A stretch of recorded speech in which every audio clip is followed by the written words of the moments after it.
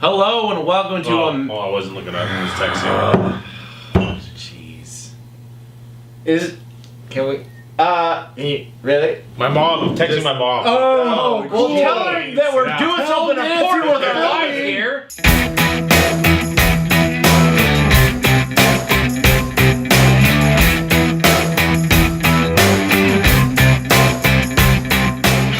Hello and welcome to a magical episode of Whiskey Business, the only YouTube channel that tells you exactly how drunk you have to be to see a movie.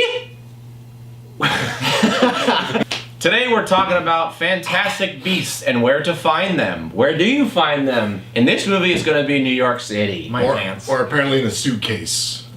I heard they were thinking about a fanny pack, but they Anyways, look in the magical fanny pack. there's just a dick in here. You've known for 24 hours that an unregistered wizard set magical beasts loose in New York. Yes. Where is this man?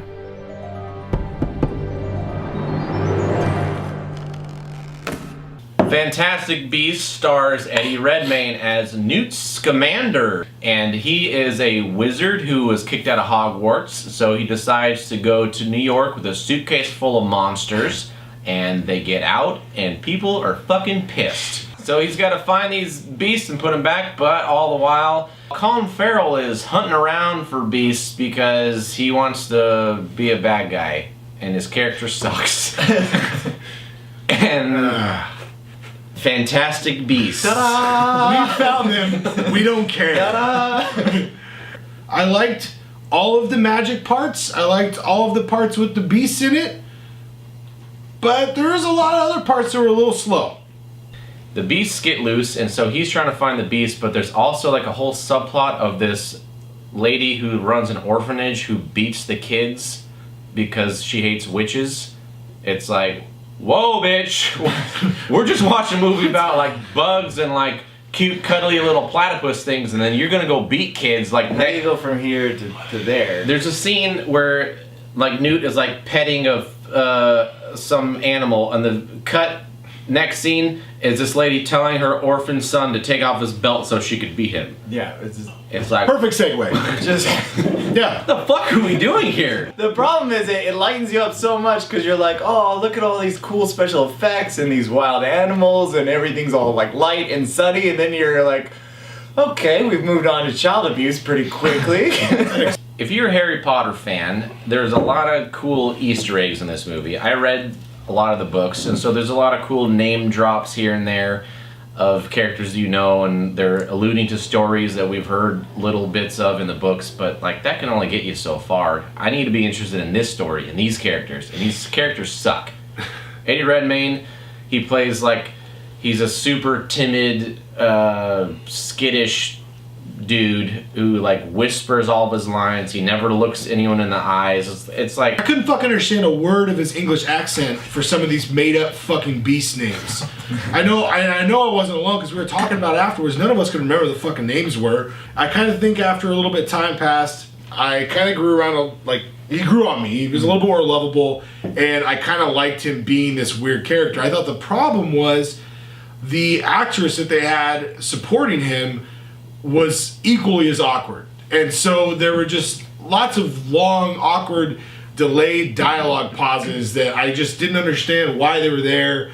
I expected it was just a duel of who's gonna fucking talk first. I didn't feel any tension in this movie because it feels like all the wizards are super overly powerful. I never felt that anyone was in danger because they could just teleport in a fucking half a second out of any danger that they're in. If you go back to the Harry Potter genres, it's like there's almost a really sense that because these are kids, they're more vulnerable, right? So, they're so much more susceptible to all this other kinds of danger. But in this movie, it was like their magic was so powerful, you didn't really feel like there was too much of a threat, even when the movie led you to believe that there was. Now, I jumped on the Harry Potter train way late. I just finished the first book. I've seen all the movies, but, I wasn't like a Harry Potter fan. So For me, like I was smiling the whole time. I probably liked Didn't the you movie. do like your English project on Harry Potter? Like, you're not a Harry Potter fan? I didn't. That was in high school, dude. I didn't read the fucking book. Bullshit, folks. Wow. Miss Leah Martin, you gave me an A on a Harry Potter report, and I didn't even read the book He came into class and played the God. first 15 minutes of the film. Wow. just to film my speech. This movie lacks the magic that you have in the Harry Potter movies. It doesn't feel like this big grand world. It's very closed off. But hold on, I think there's a reason for that, though, is I think because this, not only does this take place 70 years in the past, But but it's it's in- also, it's in it's in the America. U.S., Yeah. where it's in a very muggle nomads world, right? So it's supposed to be a little downplayed, and they're kind of all supposed to be under the radar. And so, I mean, I get what you're saying, though. It doesn't have that magical, almost Disney-esque feel, like the whimsical feel of the Harry Potter films. It feels more of like Yeah. an aggressive. Like, well, yeah, you watch Harry Potter and you're like, I wish I was there. This looks like fucking cool. You're flying on brooms, an owl give you your news, and there's like your bowls are floating, candles are. Yeah. It's cool. And here's like, I don't want to be here. This sucks. Everyone here is an asshole. The first Harry Potter is this big, grand epic of good and evil, and there's a dark lord who's like trying to come back and kill everyone with like a giant snake and all this crazy shit. This one's like Colin Farrell's looking for like a dust cloud, and that's the bad guy. You're like, what the fuck is happening? Like, they could have done like cool stuff, like every animal had to be captured a different way. It's just like he just like puts a fucking suitcase around him. That's how he gets all of them. It's like, come over here. Grabs them. Get over. Oh, look at how Get in the box. Look how big this fucking rhino is. Me get in the cage. Get in the box.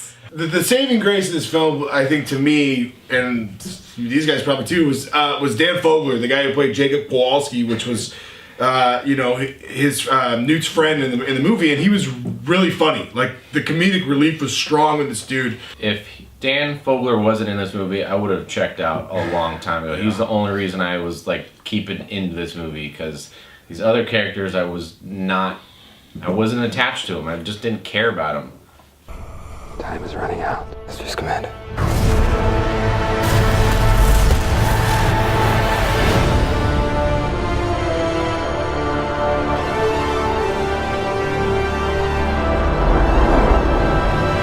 I will give Fantastic Beasts and Where to Find Them a drunk. They had a good opportunity to start a new series, and I think they're still just gonna fucking go for it. But they squandered it with characters I don't really care about. The stakes weren't high enough for me to like worry about anyone's spot in this world.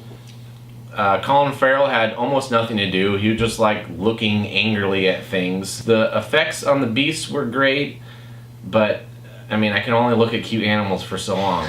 Okay, I need like a story to progress that I care about, and I just wasn't here. Fantastic Beasts, you like oversold yourself. This is like mediocre monsters, and like I don't even want to find them. Game over. I'm gonna also say drunk. Here's why. If you're gonna have a movie in the Harry Potter world, it might behoove you to involve more than like one Harry Potter character. I think they mentioned Dumbledore like one time in this entire movie. Aside from that, the visuals were awesome. I liked the beasts, really creative at that point. And Dan Fogler, good job, dude. I like that. And other than that, I still got to be ruthless in saying that I think there were parts of it missing, and it jumped around a lot. And it didn't feel solid like I was hoping it was going to. It needed some bones. It needed something to kind of sit on, and instead it was just kind of all over the place at times. I disagree with these guys a little bit. I was really stoked in it. I don't know if it's because I'm like, into Harry Potter right now. It's the series of books that I'm reading. It might be that. I really enjoyed it. There were some things wrong with it. I'm gonna go with a buzzed, almost sober. But buzzed. Like I said, I really enjoyed it. I was smiling the whole time. I enjoyed the beasts. I enjoyed the characters.